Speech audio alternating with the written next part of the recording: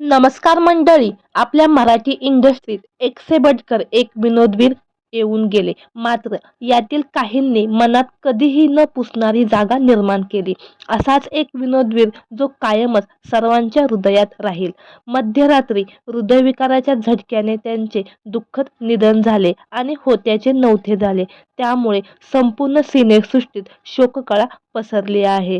जरी तो कलाकार आज आपल्यात शरीराने नसला तरी हृदयात त्याच्या आठवणी कायमच राहतील.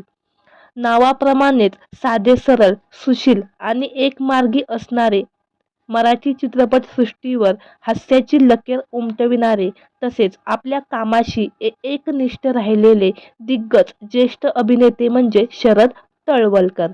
त्यांनी आजवर एवढ्या भूमिका साकारल्या, पण त्यात त्यांनी कधीच बनावटीपणा किंवा युक्ती वापरल्या नाही.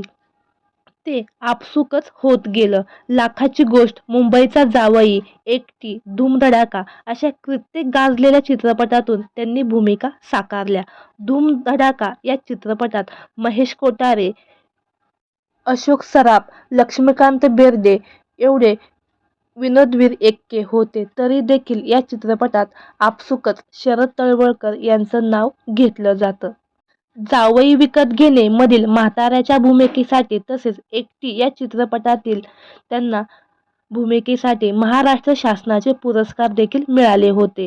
कृत्रिम हास्य फुलवण्याचा प्रयत्न आपण सध्या टीव्हीवर पाहतो. मात्र कॉमेडीच्या दुनियेत एक बादशाह असा होऊन गेला ज्याचा चेहरा समोर आला तरी आपोआप हसू येतं.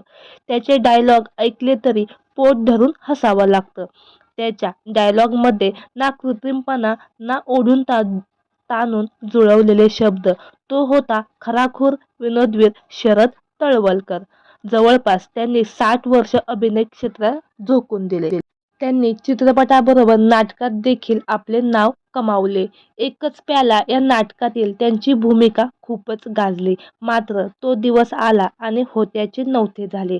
2001 साली त्यांचे मध्यरात्री हृदयविकाराच्या झटक्याने दुःखद निधन झालं. अशा या दिग्गज कलावंताला आपला मानाचा मुजरा.